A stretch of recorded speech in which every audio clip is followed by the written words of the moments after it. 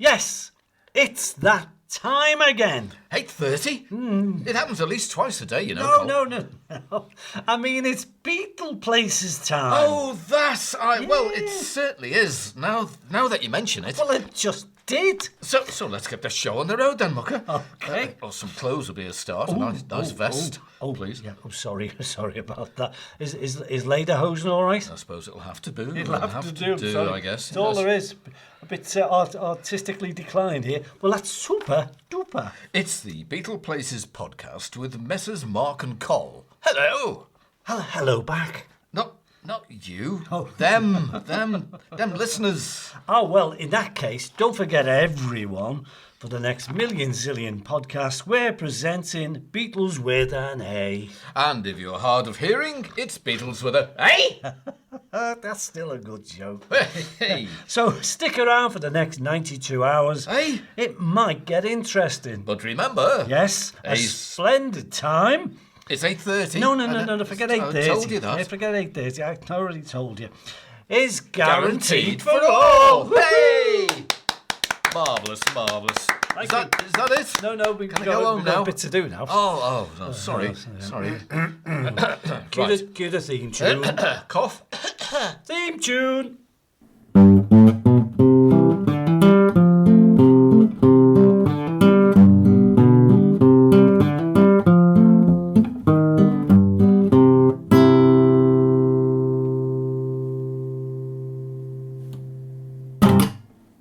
Well, I'm not wrong, indeed as Mark. Welcome, everybody. It's a Beatleplaces podcast with good old Mark and good old Col. How do? Here we are. Aye. We've turned up like we promised. Again, unfortunately. Well, sorry about that. More of a threat, really, wasn't it? We're here forever and ever. And we're doing our little featurette, which is called Beatles with an... A C this week. Beatles with an A, letter C. Yes. Here we are doing the alphabetical Beatles because we love the Beatles, we love Liverpool, we love the Beatles and Liverpool, and we're going to talk about the letter C and all the things C related to the Beatles and Liverpool. Well, welcome. A few of them, not all of them, because we'll be... Oh, not everything. No, that would be... There's not enough tape for that kind of thing. I've only got 2 C90 tapes in the room.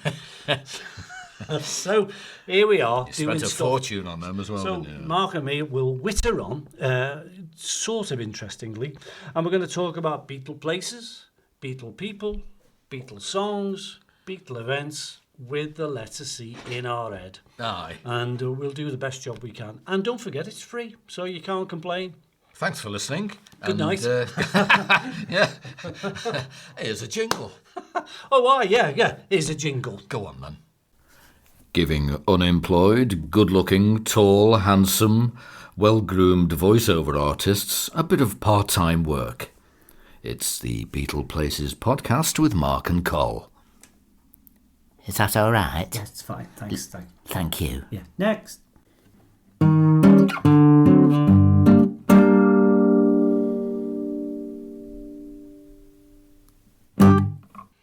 Well, so far so good. Right, that's it then. 1 minute in. Should I make a start? Go ahead, do something. I think I'll mention a song beginning with the letter C. That's a very nice one of my favourite ones is from the film A Hard Day's Night. Well, they all break out of the office. They're all confined in a hotel room, aren't they, or wherever they are, or studio or something. They all burst out. In a completely different place where the studio was in the film. You noticed. And they're running up and down this field, and it's Can't Buy Me Love. And it's one of the good songs. Like the last 3 UK number 1 records, Can't Buy Me Love was written to order as soon as the previous single vacated the number 1 spot. I Want to Hold Your Hand, being displaced on the 18th of January 1964. Wow. All those years ago. I know, but let's not think about it. In the rush to prepare it for release, it was both written and recorded at EMI Studios in Paris on the 29th of January during the Beatles' 3-week stay in France. Paul's lyrics would appear to be a direct comment on the Beatles' first real taste of luxury.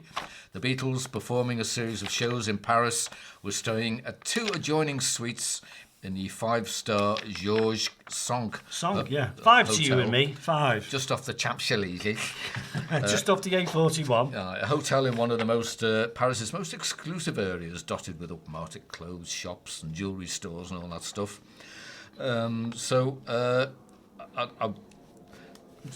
can hear a plane going past. Yeah, it's due any time now. That's unfortunately because we're living next door to a runway. Such surroundings would explain the song's opening line, but it is hard not to believe that its carefree mood was not also influenced by the amazing news the Beatles received in Paris that I Want to Hold Your Hand had gone to number 1 in the USA. Hey! Musically, Can't Buy Me Love shows the honing of a song formula.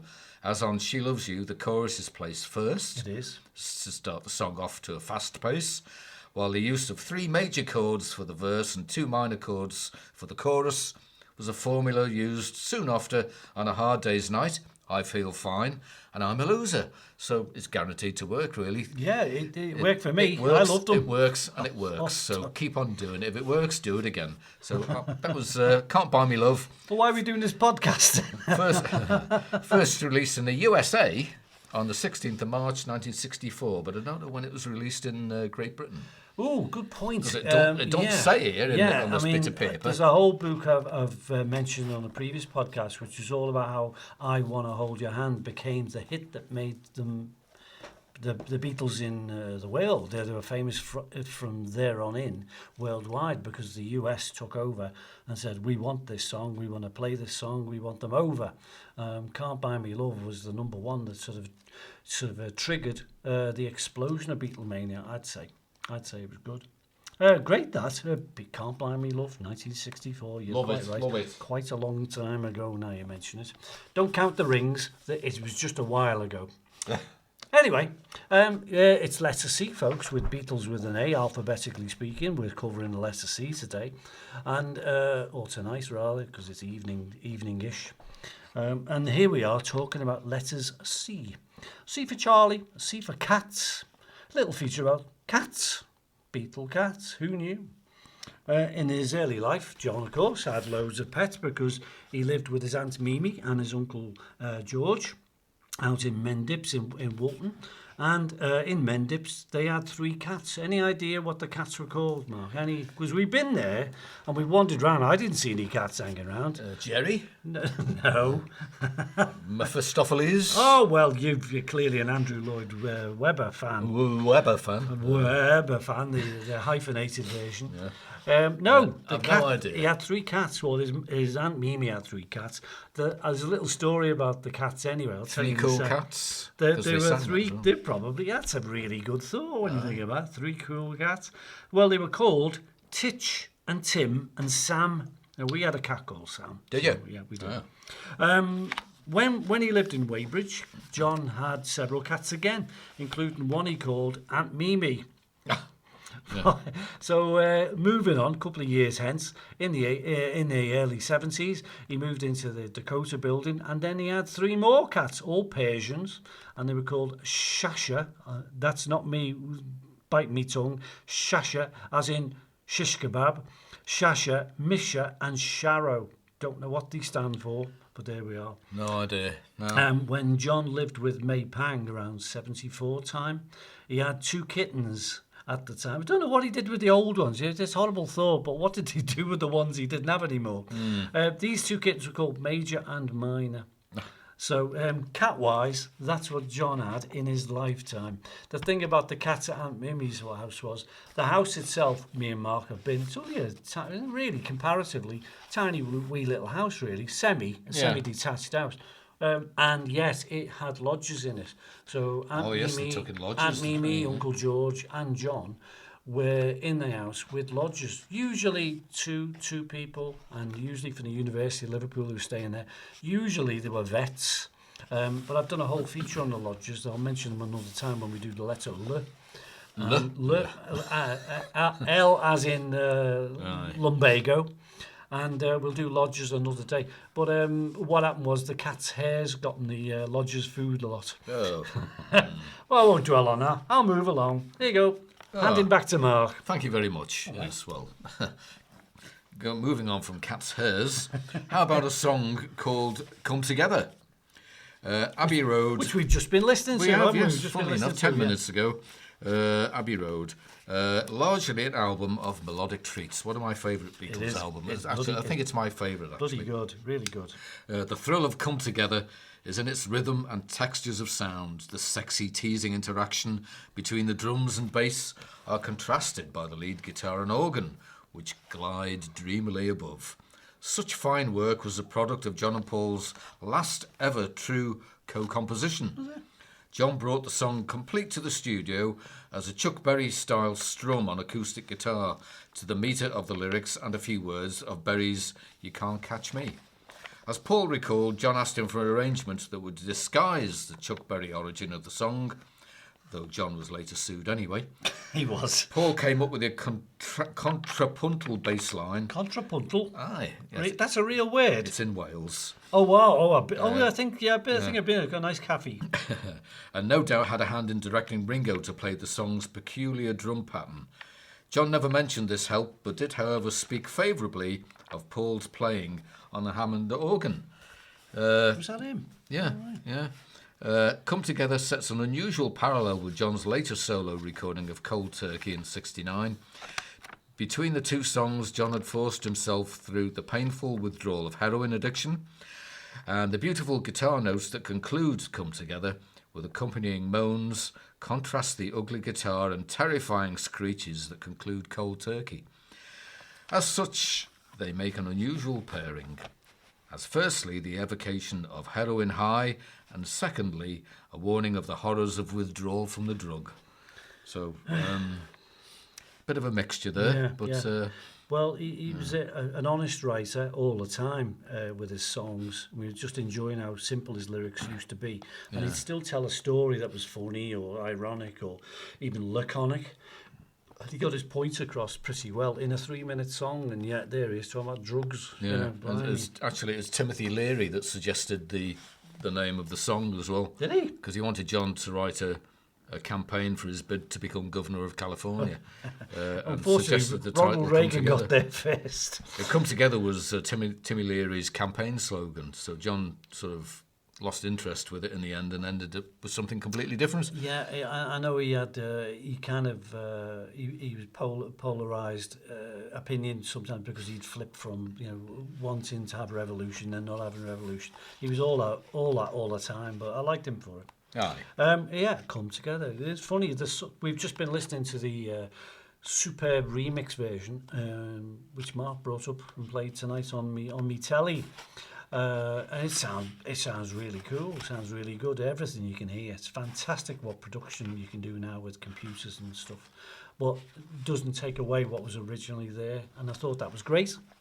Can I pick another song in the letter C department? Absolutely. Is that all right? Because I like the story behind this. Actually, there's not that many when you go through. Oh, you know what?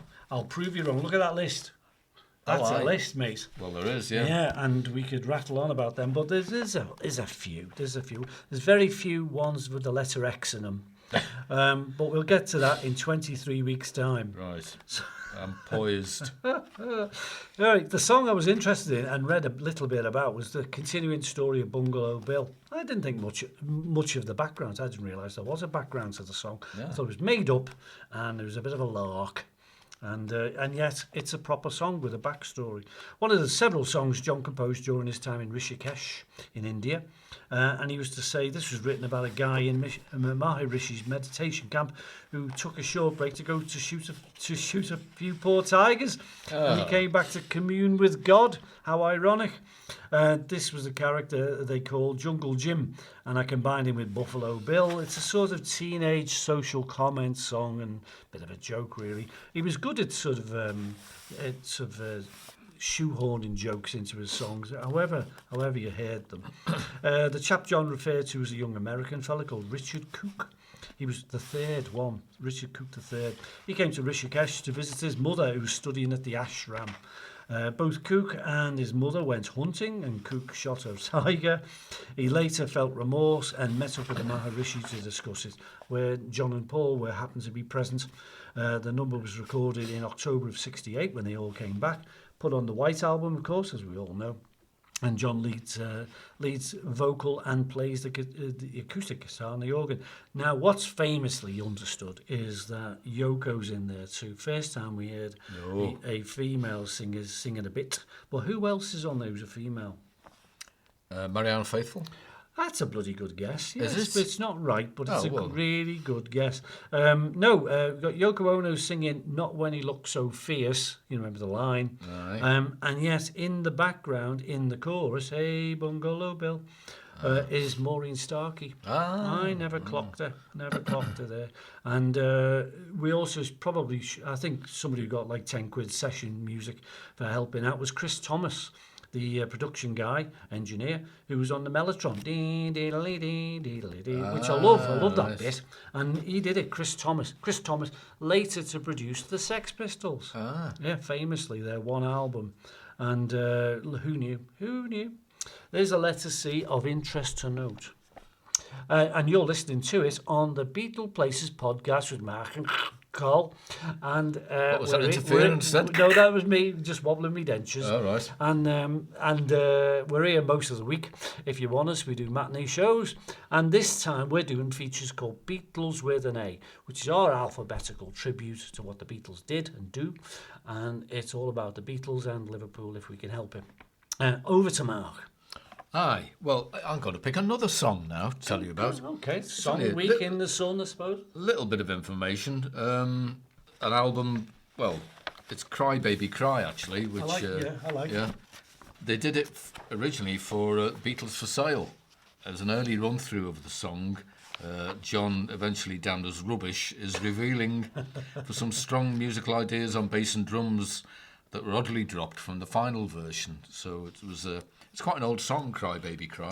I didn't reckon on it. It sounds kind of its time, it's 68ish. But it's it's from Beatle. It's from the White Album, but it came from quite a few years ago. Before that, apparently, so. That's that little bit, really. Oh, was that it? Not much to short say. and sweet. Really, short and sweet. That's me. Oh, right. All over. Well, you're going to be surprised all the way through the show tonight because we've got lots of little features with letter C in them. Here's a feature, thanks Mark, feature from yours truly, which is about probably the weirdest record situation that the Beatles ever had. They had some problems with Capitol Records in their early days, because when they were about to be famous in America, they only sort of obtained interest from two very small record labels, VJ and Swan. And strangely, I'll retell you the tale of Capitol Records. You've all heard of them. The American label was founded in LA in the 40s, and it was mostly owned by Johnny Mercer, who did a lot of Frank Sinatra songs and stuff like that. Moon River, maybe?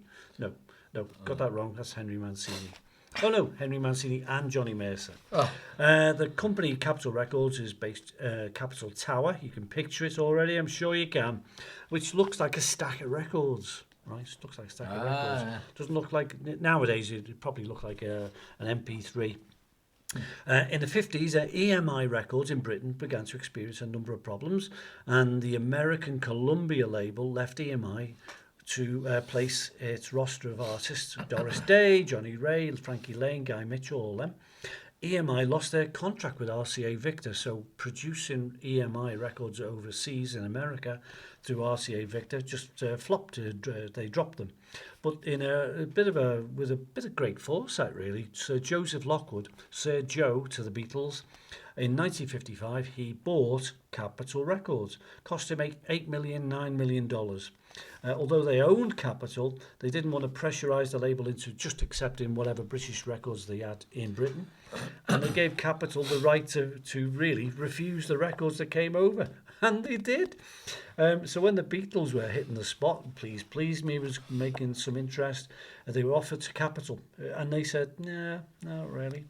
And it went on and on and on. And eventually it was sub-licensed. The music was sub-licensed to these smaller labels, VJ and Swan. And it took an awful lot of pressure to make the owner of Capitol in America, a fellow called Livingston. Was it Andy Livingston? I can't remember now. Let me look up his name. Where is his name? Alan Livingston. Sorry, don't shout too loud. I'll tell you on the ball there. Sorry, Alan Livingston. He was just reluctant, plain reluctant. And when he eventually conceded to, give it a go, then the option was that I think George Martin was quite surprised by the fact that they weren't very keen on the Beatles for one thing. And Brian Epstein said, well, if you're going to have the Beatles over there, I want you to invest in them and market them for $40,000. It was going to be about $5,000 to begin with, which isn't much of an impact if you want to be a big thing in America. So I suppose the prior stars who tried to launch themselves in America, Cliff Richards and people like that, didn't have much of a chance really to get noticed because they weren't big enough and they weren't popular enough. But the Beatles had a little bit of momentum going with I Want to Hold Your Hand, and it went on. So it took an awful lot for this Alan Livingston to go, okay, we'll market them, we'll bring them over. They even turned down Dave Clark 5 later on, which is surprising because I think Dave Clark 5 had over 20 American hits all told. I can only think of 3. But 24 odd American hits out there on Capitol. Capitol also turned down the Animals, Herman's Hermits, Manfred Mann, Jerry and the Pacemakers. It went on. I think they had something to do with the Yardbirds ultimately, but it was a bit of a right old mess. And in the end, when the Beatles came over, this Alan Livingston famously. He took over the proceedings. George Martin commented that this Alan Livingston guy, the sort of, let's say, director of Capitol Records, he was very much in the forefront when the Beatles turned up. He was at the press conferences like he'd brought them over. He was very keen to promote them because he said he'd done it, and he was all over them like a rash. So a little bit of hypocrisy there, Alan Livingston. But Capitol Records, interesting little story. Well, there we go. There we go. How about a tune?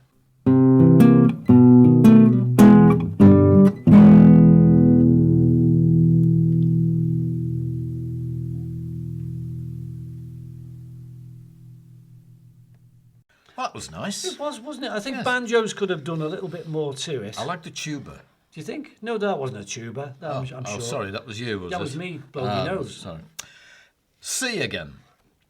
The Casbah Coffee Club, 8 Hayman's Green, West Derby, Liverpool 12. Been there. Situated in the cellar of a large Victorian house owned by Pete's mother, Pete Best, that is, Mrs. Mona Best, the Casbah was opened on the 29th of August 1959.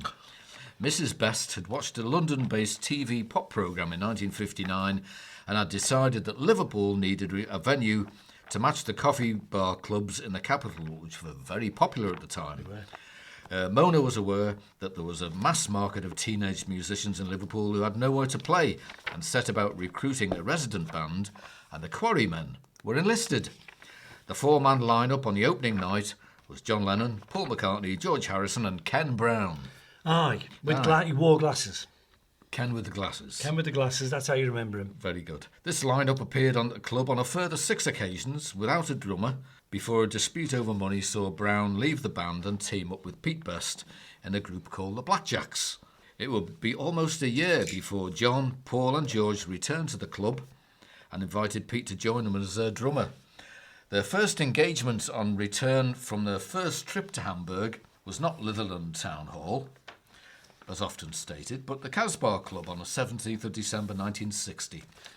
The band, in their various guises, played at the Casbah on at least 44 occasions and probably quite a few more. Closed on the 24th of June 1962, it reopened in June 2002, only a few years later, as a tourist attraction and still includes the bar ceiling signed by all 4 original Beatles and a painting of John Lennon by his first wife, Cynthia, above the fireplace. Not Cynthia above the fireplace, but that's not her name, just Cynthia. And the painting is above the fireplace. So that's the Casbah Coffee Club, where it all sort of came together, really, in a way. I'm glad it's still what it is, and it's been pretty much left intact as we know it, because I know Rogue Best, the half-brother of Pete, is kind of keeping it managerially. He's overseeing it. Yeah. But you go there and it's how it used to be. I think it's been like touched up a wee bit, but more of a realistic place than the Cavern is in town.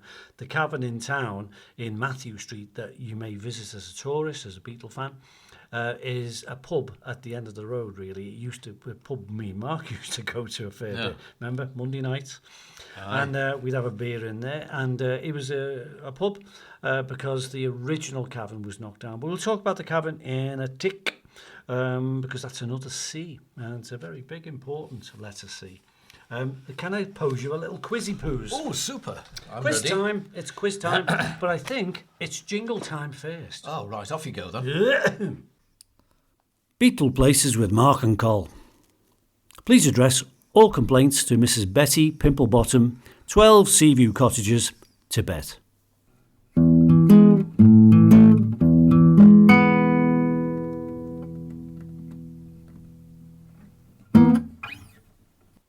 Hi, Hello, welcome back. and welcome to Beatleplaces With Mark and Col.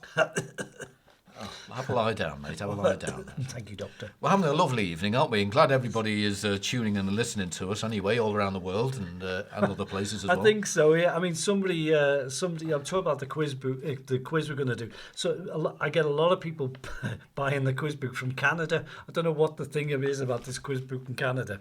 Maybe there's a connection. Okay, Canadians, pay attention. Right. It's the Canadian version of the Beatles quiz. C for Canada. There we go. Keeping a theme. It's an interesting one. We've been dabbling around the 64 period of the Beatles. Aye. With She Loves You and Can't Buy Me Love. So I thought, okay, I'll hop around there and give a Beatle years quiz. It's 1965, everyone, on this piece of paper. So I'm going to ask Mark, 5 questions. And let's hope he gets them answered before the show is over. I am ready. Are you ready, kid? Are you ready? You stood there in all poised, ready to run a country mile. Yep. Question 1. It goes like this. Name the song George wrote on Help, understood to be about his wife, Pattie Boyd. Oh, right. You got to think, haven't you? Read her again. Name the song George wrote on Help, understood to be about his wife, Pattie Boyd. Or his Pattie, wife Boyd, I was going to say. Now the song I'm thinking of is a John song, but... Fester on it, Fester. And you look like you're festering. Thank you. Question 2. The song Yesterday was provisionally, temporarily, occasionally, first of all, known as what? I know that one. Okay, hold your tongue. Come back to it when the answers are needed later. Okay. Not like that, I mean just metaphorically. Oh, sorry. Yeah. Sorry. Question 3. In the movie Help again. Help. What building was the substitute for Buckingham Palace?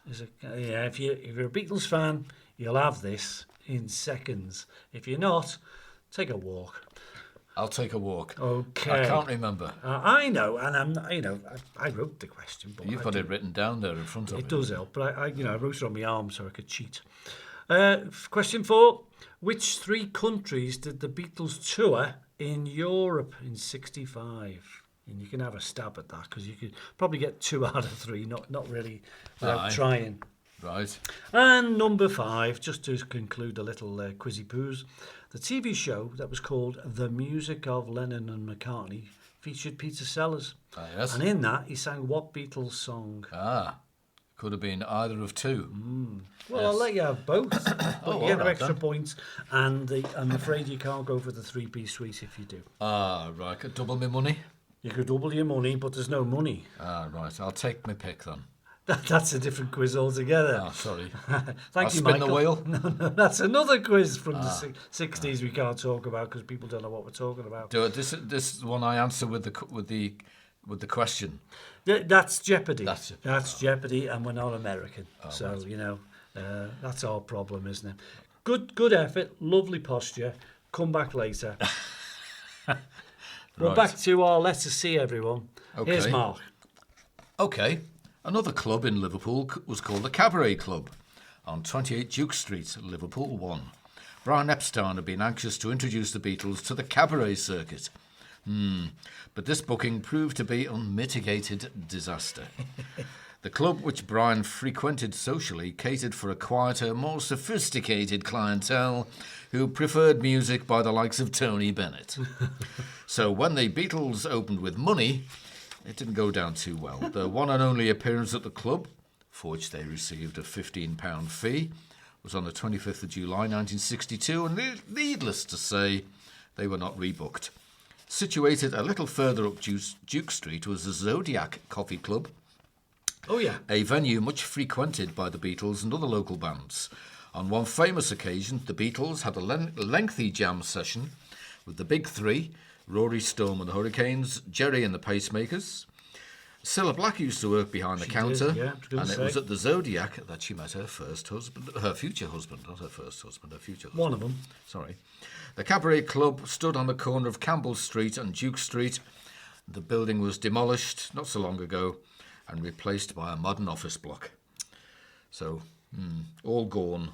Well, I mean, when we're in the vicinity of Liverpool city centre, and you wanted to be a Beatles tourist, everything's in like 3 footsteps distance from everything else. The Cavern's one place, and from there, 14 yards in that direction is 10 others, and 10 other things are in the other direction. So it's a really nifty venue to enjoy Beatles stuff, the city centre, because there's still a few bits and pieces. I go past loads every day, and just remember these things: Civil Service Club, the statues, loads of little buildings that just get a wee mention, but they have that potted history of there used to be a Beatle this or that or the other.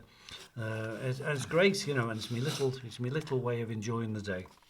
Actually, funny though, all the clubs that the Beatles played at. Aye. Well, the Cabaret Club, there's a Cambridge Hall in Lord Street, Southport, which is now the Southport Arts Centre. It is, yeah. So Big there's place. Cabaret Club with a C, Cambridge Hall with a C, the Casbah Coffee Club, I think you found a theme here. Casanova Club 1 and 2, because one in Dale Street and the second one opened in It was London Road. Further uptown, yeah. And then we've got the Cavern, of course. So they're all C's. Hopefully, they'll stay that way because historically, I don't know, there was something about the cursive part of the name that kind of made it worthwhile. There's a lot of C people here. Can I mention just a group that were labelled with the letter C? They couldn't help it. That's the name they picked. And they were the Chants. And the Chants were terrific. Black a cappella band. Yes. And they later became, let's say, a couple of generations in, the real thing, 80s, 70s, 80s band. I loved them. Friends of the Beatles. And big friends of the Beatles. But they have a lot of things that are maybe trivial bits of information well worthwhile. All I know is they were a harmony group and part of the black music scene up in Liverpool Lakeway of Liverpool. And they were good. The Ankara brothers were part of the Chants. And one of my favourite little songs is the one that's been recorded on film. And it's on YouTube, and I could write a book. I've mentioned this before for some reason. And I just like the tune. It's a good little sort of doo-woppy tune. And they sang the tunes of the time, really. But the fascinating thing about the Chants was the Beatles noticed them, and the Beatles played with them at the Cavern, and there's the letter C getting mentioned here. And they often had their lead singers joining in as backing musicians. It was fascinating. When the Beatles paid the Northern Premier visit to Liverpool to promote A Hard Day's Night movie, the Chants were the only people allowed into the town hall to meet them. And I think they sang some songs there. The Beatles didn't sing, they were guests. But the Chants themselves sang something that I remember, because they were invited by the local Liverpool MP, a lady called Miss Bessie Braddock. Aye. And the whole thing's all documented in the book I did about the visit on the day. It was a big lot of bits and pieces. We've talked about it before. We did a couple of special podcasts, didn't we, about A Hard Day's Night. And that's an interesting letter C, the Chants. But if you get a chance to listen to them... I see what you did that there. was Very good, though, wasn't it? very It took me good. 3 weeks. You should be on the stage. I should, yes, the landing stage. stage star. So give him a look-see. Give him a look over, see if you can hear him. So we're covering the letter C, everybody. It's Beatleplaces Podcast with Mark and Col himself in real life. Aye, I can touch him and feel him. There he is. How dare you? Sorry. I mean that way. And here's Mark again. Right, another club called the Cavern Club Never heard of it. in 10 Matthew Street at Liverpool 2. It opened on the 16th of January 1957 as a jazz club by the Earl of Warncliffe. It was. Wonder where that was. Where's Warncliffe? Warncliffe. And was named after La Cavo Francais Jazz Club. In Paris. Gay Paris. Matthew Street was then a hive of activity with lorry loads of fruit and vegetables being unloaded throughout the day because there was a fruit market just around the corner. And even if you go there now, you can still sort of smell rotten fruit and stuff up and down the road. Matthew Street itself is like wholly very commercial pubs and whatnot. If you go round the other side, it's kind of more as it was. They haven't developed so much. No, fruit importers, fish merchants, etc. dominated the street. And the Cavern, situated next door to a washing machine manufacturer. Books have been written ad nauseum about the club, and space does not permit me to carry on all night. Well, we're all grateful there. Well, there you go. Alan Sittner, who had been running jazz sessions at the Temple restaurant, needed larger premises to accommodate the growing number of jazz bands, and the basement of 10 Matthews Street was empty. It had 3 alleys, and one was used for cloakrooms and admission staff, one for a small stage, and where people could listen to the music, and a third for dancing. Such was its popularity that by 1959, membership had reached 25,000 at a venue that could only hold 1,000 at a considerable squeeze. Blimey. Jazz held sway throughout the late 50s, and the first official all-beat night was held on the 25th of May 1960, with Rory Storm and the Hurricanes and Kaz and the Casanovas sharing the bill. The Beatles played here on at least 292 occasions, their first, their first recorded appearance being the 9th of February 1961. You were as the Beatles. Before, What a year. They had turned up as the Quarrymen a time or two ago before then, As but the they were told not to play rock and roll. They played the February the 9th, 1961, when I was 7 years old. That was my birthday, 7. And then they appeared in America on February the 9th as well, 1964, when I was 10. So there's something special about me. I'm telling the doctor keeps telling me that. Yeah. Their final one on the 3rd of August 1963. The Quarrymen had played at the club on the 7th of August 1957 without Paul, who was at scout camp. He was. That was the time he didn't break a leg. His brother Mike did. Dip, dip, dip, dop, dop, dop. And on 24th of January 1958. From all accounts, they were not particularly well received. It still being a bastion of jazz. It sort of had things thrown at them, bottles and all sorts of stuff. There was such a phenomena about trad jazz. It was on the telly. It was about as rock and roll as TV wants to be. Didn't like all this sort of suggestiveness of rock and roll being like sexy even. Trad jazz was safe enough ground. And do you know when it closed, the Cavern? Well, you mean demolished, closed? Or Well, closed. Closed. The later owner was the accountant of Alan Sittner, and he was golly, why don't I remember his name? It don't say. Why have I forgotten his name? I don't know. Anyway, Ray of Sunshine. Have a think. I can't remember. I'll while you're looking at that, the Cavern closed on the 27th of March 1973, and following an emotional farewell concert which commenced at 8 p.m. and finished at 3 a.m. and the bulldozers moved shortly in after its closure, so it didn't stay standing for very long. The new Cavern opened in 1984, constructed on the same side of the road and within yards of the old club, but a bit further up. It was. That's where we went for a pint or two.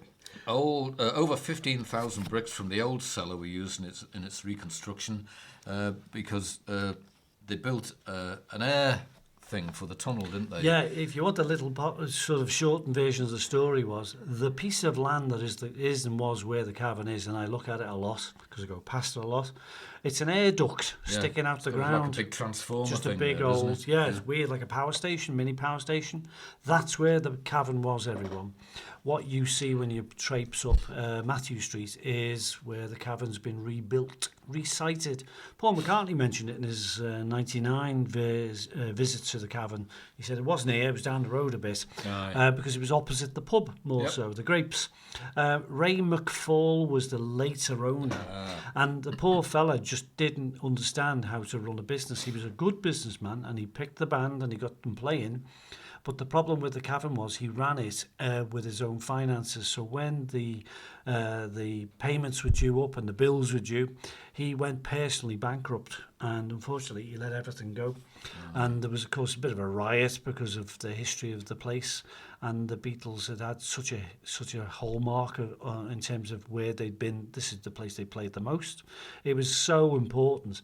And yet the problem was the British Railway Company, who wanted to, the underground train station they wanted to run the train under that version of the down underground, not on top. They had the underground station. The underground line was going down Matthew Street, more or less, if you look at it. And they changed it all. And then he changed it all. He said, well, for 500 quid, we'll move it further on. So the whole point of the cavern was wasted. It was ruined. It was lost. It was a very bad business decision. One strange bit of advice was there was a mate from school, and his name was Isaacson, and he knew George, and he went to Dovedale Primary, and so on and so forth. He was a fairly big guy. He went to London School of Economics, and he knew Mick Jagger. And yet, Mr. Isaacson's dad was an entrepreneur guy, business guy, and he should have and could have, with all the reasons in the world that are obvious, he could have bought the cavern and made a mint. He could have done. He didn't. Didn't know what was going to happen, did he? No, well, you and I would say that's a good place to, let's keep that as it is. Conserve it in aspic, and always make it a tourist spot because people will always revere the cavern. But there you go. Sadly, it's gone. Can you remember the name of the master of ceremonies at the cavern? Do you mean Bob Wooler? That was him. Yeah. Do you know what his first name was? Oh, that wasn't his real name, was it, Bob? It was David? No, Frederick James. Oh, excuse me. Frederick James Bob Wooler. Yeah, Bob, we called him Bob. Yeah, a lot of people... I mean, Paul McCartney isn't Paul McCartney. He's James. He's James Paul McCartney. And his family tree will prove that. You know what Bob Wooler's sort of greeting was when he... I won't do the voice, but it was, hello, cave dwellers. Greetings, all you cave dwellers. You could do it like Alan Freeman.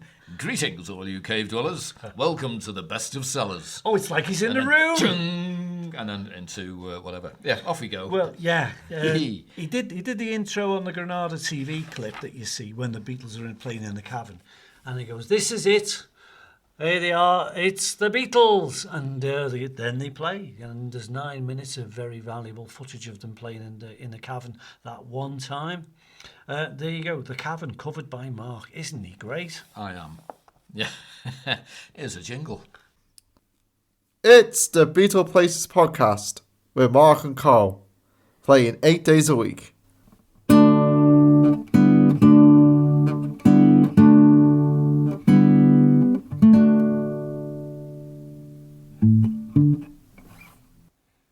And you know what, folks? It's all true. We are Beatleplaces with a podcast. With my name's Mark. My name's Col. And welcome to anybody who's never listened to us before. Hello. I think, what the hell is going on here? Yeah, and when's it going to end? Is the other question usually. I usually think that as well.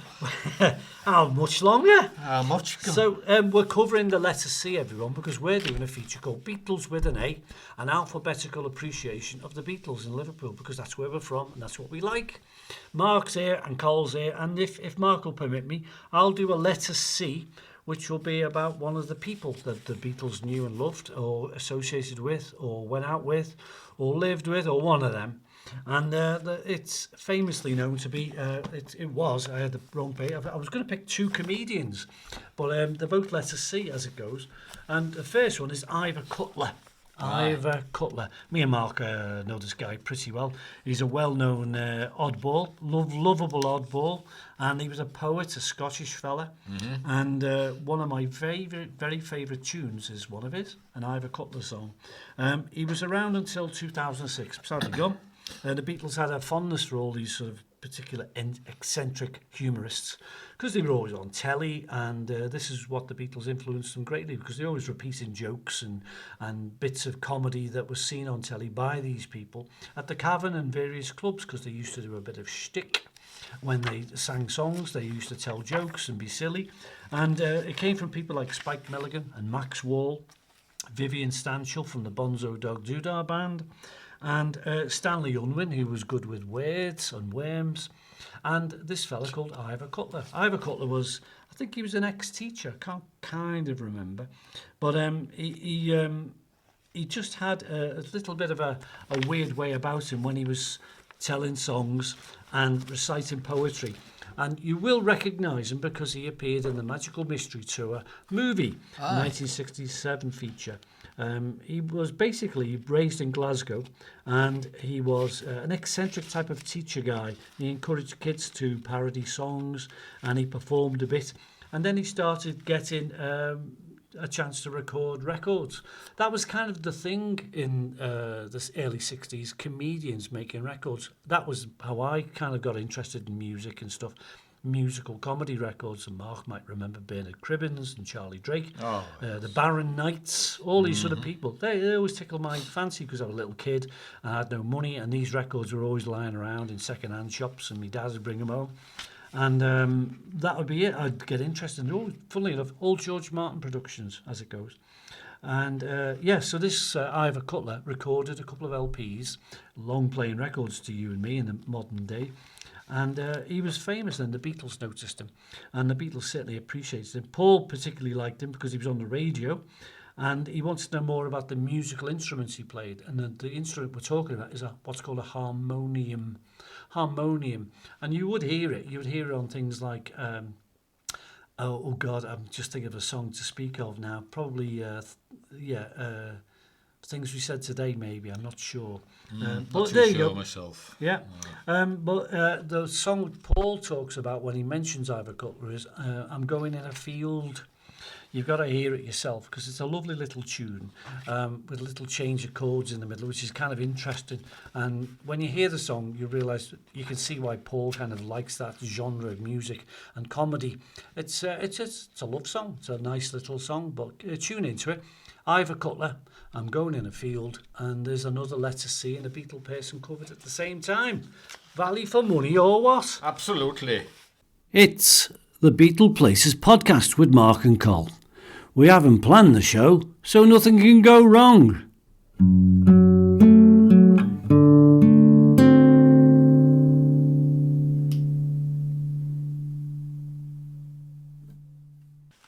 Right then, well, I'm going to read a little bit now from the John Lennon book called In His Own Right. Quite an early copy, I think I got from, let me have a look at the front, 1980. This one was reprint from 1980. So it's quite old, this copy. This little bit by John Lennon. Just do a bit, because you said it's quite a long one, didn't you? I'll just do a paragraph. Right. Nicely, Clive. That's the C bit. To Clive Barrow, it was just an ordinary day, nothing unusual or strange about it, everything quite naval, nothing outstanding, just another day. But to Roger, it was something special, a day amongst days, a red lettuce day, because Roger was getting married, and as he dressed that morning, he thought about the gay bachelor soups he'd had with all his pals, and Clive said nothing. To Roger, everything was different. Wasn't this the day his mother had told him about in his best suit and all that? Grimming and shaking hands, people tying boots and rice butter on his car. To have and to harm, death duty part. He knew it all off by hurts. Clive Barrow seemed oblivious. Roger could visualise Anne in her flowing weddy drag, being wheeled up the aisle, smiling a blessing. He had Butterfield in his stummarse as he fastened his bow tie and brushed his hairs. I hope I'm doing the right thing, he thought, looking in the mirror. Am I good enough for her? Roger need not have worried, because he was. Should I have flowers all around the spokes? Said Anne. polishing her footrest, or should I keep it, Sybil? He continued, looking down on her grain-haired mother. Then, luckily, Anne's father came home from sea and cancelled the husband. It's all over the place. A play on words, all sorts of things, but gibberish. Like we said, it's the appreciation of humorists as well, Aye. isn't it? Because Stanley Unwin's certainly in the mix there. A bit of Ivor Cutler, and God knows what else. Loads of John Lennon. And another one maybe next time. Will you promise me that? Oh, no. Good There enough. you go. Yeah. Well, that's Mark. I should pay him, really. That's I notice there's no biscuits tonight, yeah, Col. oh, shush. So, Let Us See gets a mention. Let Us See, folks. Let Us See for can't be bothered getting in biscuits. Yep. And here we are with Let Us See. Now we do Beatle songs, we do Beatle people. Let's do a Beatle place with the Let Us See in mind. Have you come across this phrase before? Because we were playing it about half an hour ago on my stereophonic machine. We were singing a song called Glass Onion. Aye. And there's a mention in the song Glass Onion of a place, a Beatle place, and it's this, the cast iron shore. Oh. Cast iron, literally cast iron. In this song, The Glass Onion, John mentions standing on the cast iron shore. It's an area which is local to him in Liverpool, and on the Dingle, near where Ringo lived, on the Dingle shore. I don't think there's a shore to speak of. It's more of an embankment now, really. Yeah, It's more of a muddy wall, really. It's a muddy wall on a bit of concrete now, really. Yeah, and to Liverpudlians, Scousers, it's known as the Cassie, with a C, C-A-S-S-I-E, the cast iron shore. One of the settings, in fact, it gets a mention because in the 50s, there was it's very good for reference material. In the 50s, there was a movie called Those Dangerous Years, and it was filmed around that particular area because it was a rough area, and it was a film at the time about ruffians and thugs and gangs. So maybe Ringo knew about the movie being made down literally yards from where he used to live. The movie's called Those Dangerous Years. Frankie Vaughan, very popular Liverpool singer, he played a rough guy, sort of a rebel. And all the location shots are really good for reference material. You could see what Liverpool looked like just at the time the Beatles were there. Of course, it all got changed because things do change. And when Liverpool had what's called its Liverpool Garden Festival, that was in the mid-80s, 83, 4, 5, it developed all that area. It developed as a euphemism for knocking down what was nice and putting up what's ugly. Ah. And there we are. It all got changed. And it was just concreted up, basically. And now it's what we think it is, which is like a muddy wall. So there you go, the Cassie, the cast iron shore. You could walk there from the Pier Head if you end up in Liverpool anytime soon, and you could literally walk there. But it's a fair old distance, I would say, past Otterspool, isn't it, and beyond. The cast iron shore, a Beatle place with the letter C. Fabulosa. So it's Beatleplaces Podcast with Mark and Col, and here's the time and here's the place where we go off the letter C for a couple of minutes and we do something that Mark's done all the time, a little feature called This Day in Beatle History. Well, sort of, nearly enough. Yeah. It's what date is it today? It's the 93rd it's 23rd of time. February. Well, actually, I'm going to do the 25th of February, 1963. Yeah, go ahead. Monday, the 25th of February, 1963. They were working... once again, the Beatles were not present on the 25th of February. George Martin and his team produced mono and stereo masters of the Please Please Me album. Even though the LP was recorded on a 2-track tape, blimey, like all of the Beatles recordings up to but not including I Wanna Hold Your Hand, people still wonder why the stereo version of the LP has such peculiar left and right channel separation. We've noticed this, haven't we? With the rhythm backing on the left and the vocals on the right, so you can cut it all down and get rid of the voice or just keep the voice by turning the little knob on the front of your stereo. George Martin said, "The reason I used the stereo machine in twin-track form was simply to make the mono better, to delay the vital decision of submerging the voices into the background. I certainly didn't separate them for people to hear them separate. That said, many students of the group prefer the stereo version because it enables closer scrutiny of the individual elements of the recording." I'd say For so. those who simply want a better sound, however, the mono version is infinitely superior. So it depends on your view, really.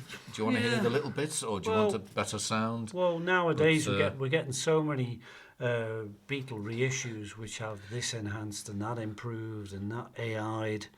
We're conscious of more things in Beatle records, little tinny sounds and little things in the background that have come to the fore, maybe.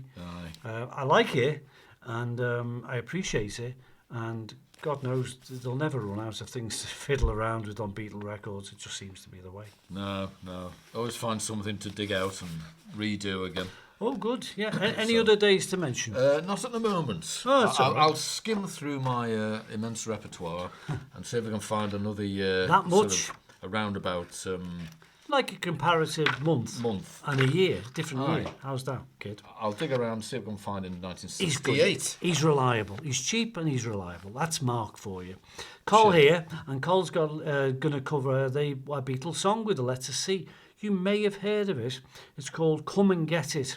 Now, you won't find it on a Beatles record, but it's appeared through the anthology series, so we don't classify that strictly as a song per an album. It's kind of a song that was recorded. It's an interesting one because I really think it's great. It's a number which Paul wrote for the Ringo Starr film The Magic Christian, and before the Beatles even gathered for a recording session, it was around July of '69 time. Paul popped into Abbey Road, Studio 2, and he cut a demo disc, no less, no more, of this particular song. And it's just him on the song, and he knocked it off in no time at all. It was decided that another Apple band, because they started hiring bands into their Apple label, called Badfinger, would sing the song over the titles of the movie, and they duly did, to be honest. But Paul did produce the little record and recording of it, which he did in April of '69. And the single was issued by Badfinger in December of '69, and it didn't do too bad. It peaked at number 4 in the UK charts, and it didn't do too bad in America.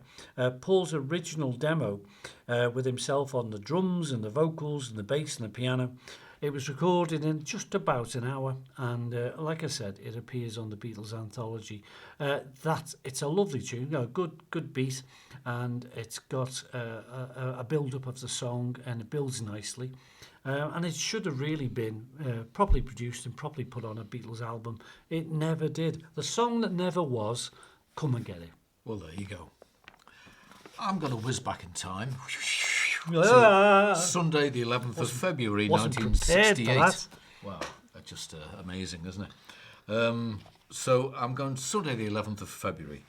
The Beatles were undoubtedly in a productive mood at this point in time.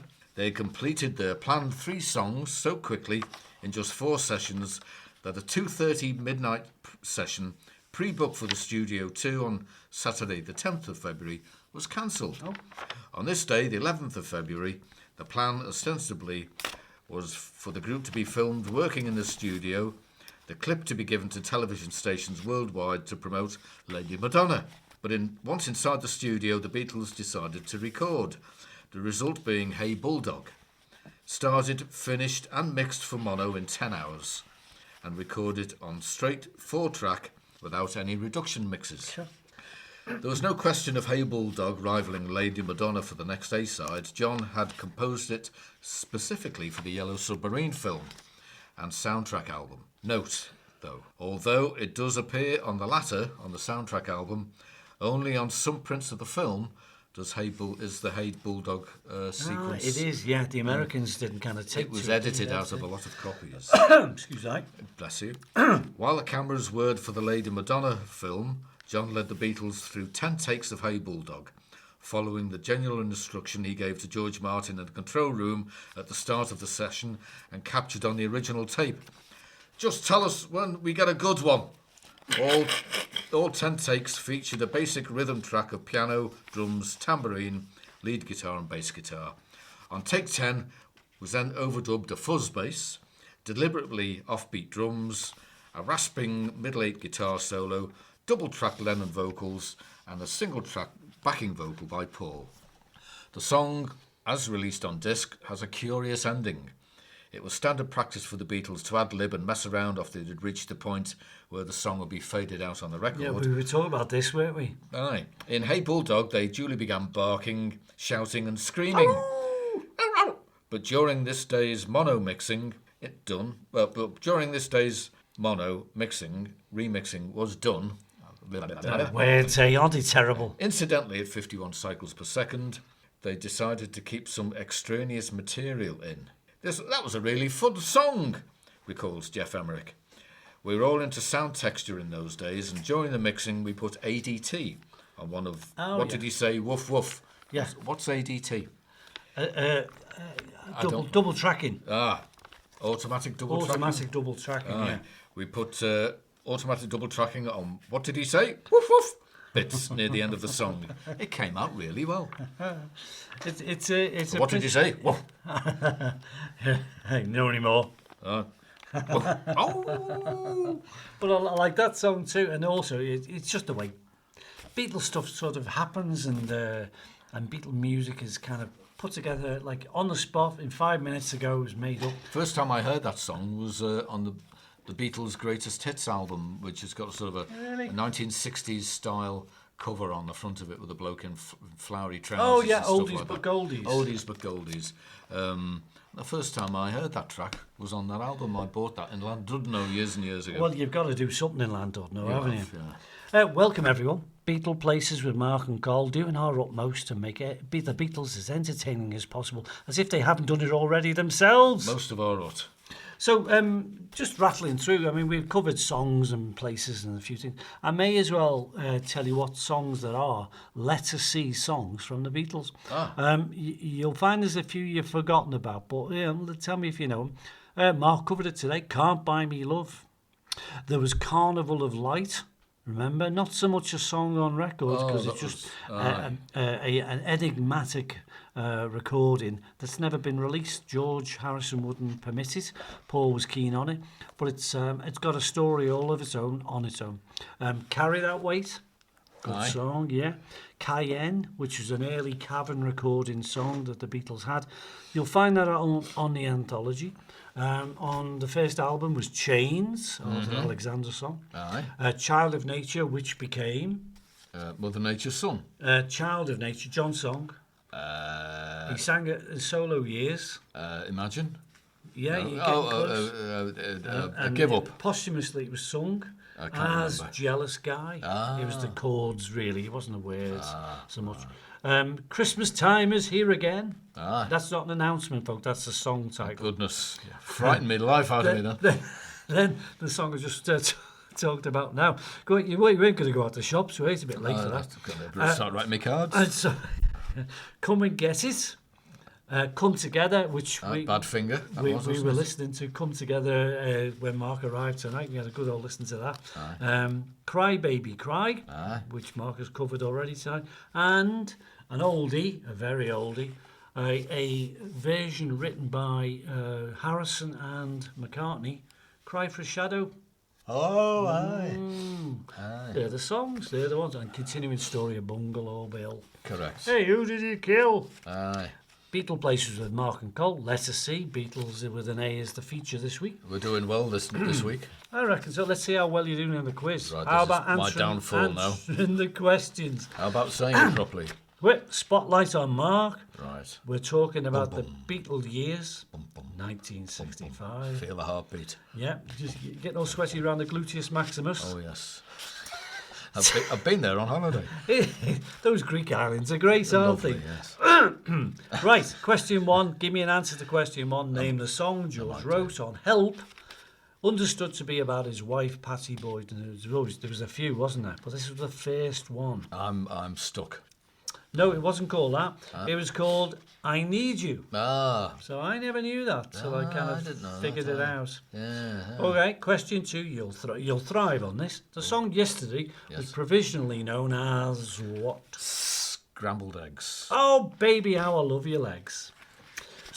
You're quite right. Well done. 1 point to the man in the corner with the gabardine Mac. Thank you.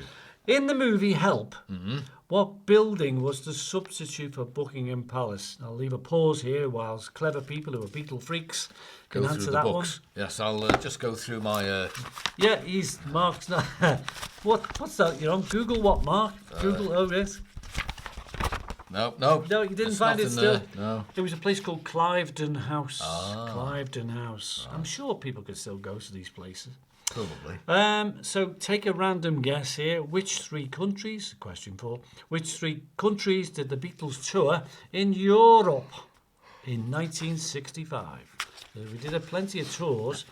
We did Australia, New Zealand, 64. I would say France, Germany, and I would say a Scandinavian country, Sweden.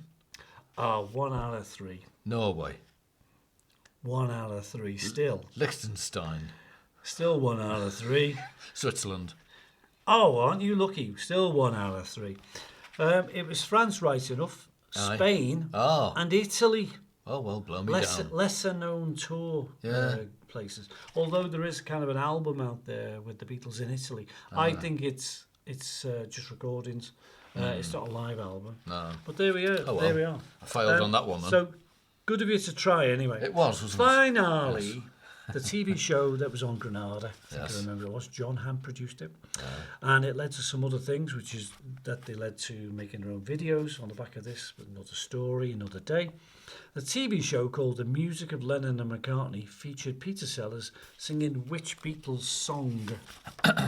Well, singing or saying it, and saying it really. You can describe it any way you like. He was there, wasn't he, doing something. So what did he do? What year was this? 65. Oh, a hard day's night. It was a hard day. It's been a hard day's night. I thought it could have been. To be honest, he did another one. And It was another one, and it's at the back of my mind, and I can't remember. Could we look it up? She Loves You. That's what it was. She Loves You. She did that in. He did that in sort of Hitler style. Did really. he? He did, yes. Yeah, he did. Well, okay. If you I'll like. play it for you If you like, you know, when the microphone goes off. And there he was gone. So there was Mark doing the quiz. You're still listening to Beatleplaces with Mark and Col, and we'll do another quiz the next time around. Aye, still got no biscuits, Col. What's going on here? Shut up. Have a word with your butler, will you? I don't know, this place. Jeeves! This is the Beatleplaces Podcast with Mark and Col. Please keep your hands inside the vehicle at all times.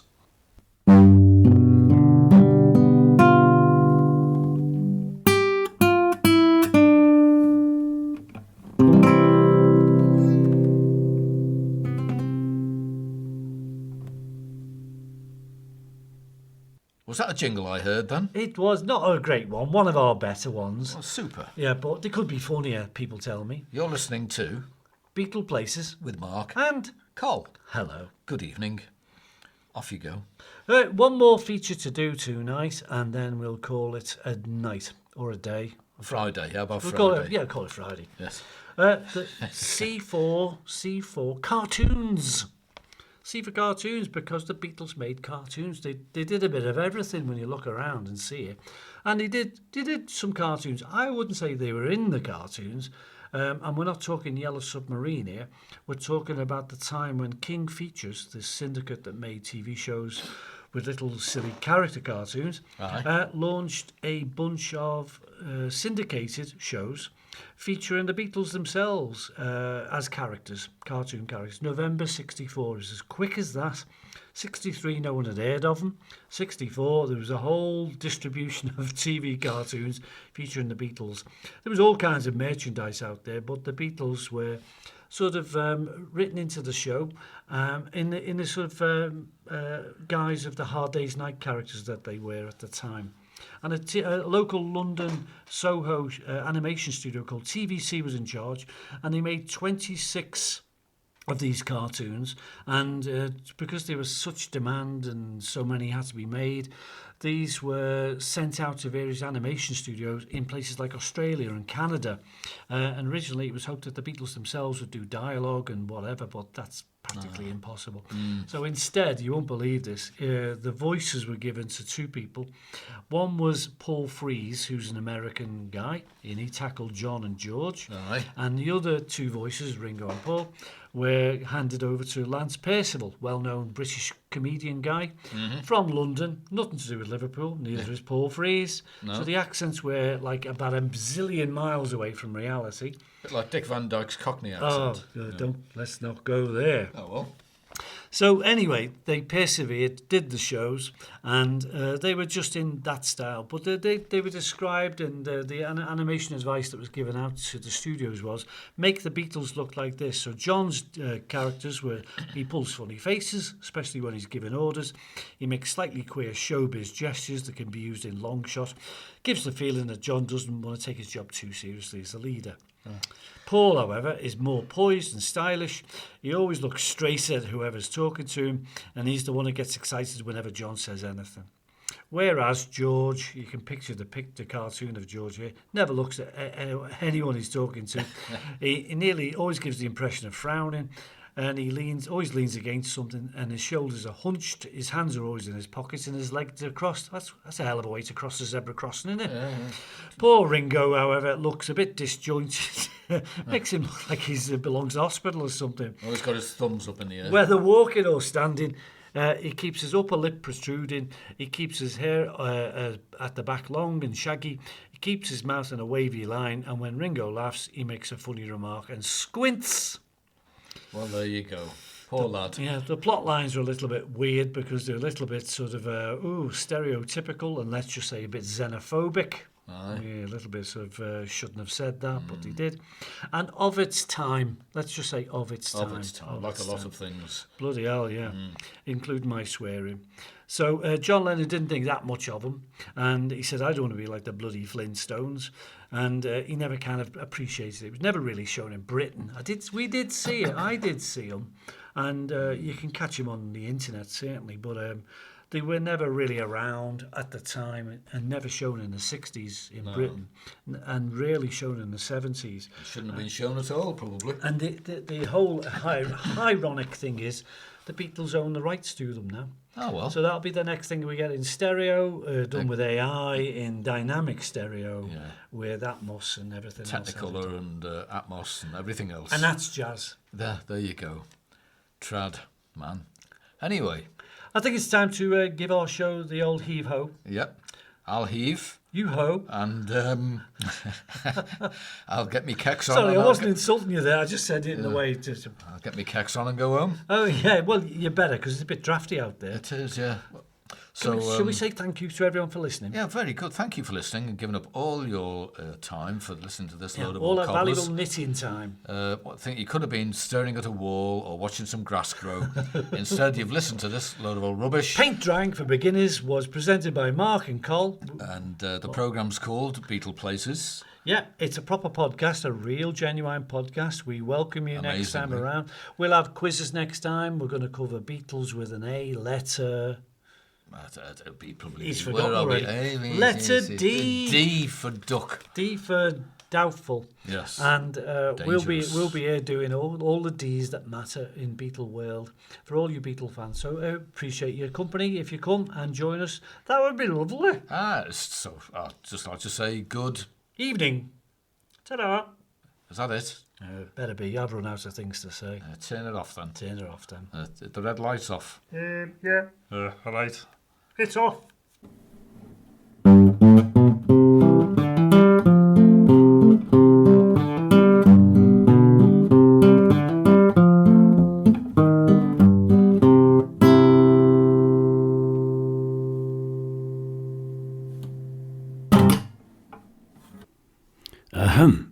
Thanks for listening to the Beatleplaces Podcast with Mark and Col. We hope to see you again real soon, and don't forget to visit the gift shop on the way out.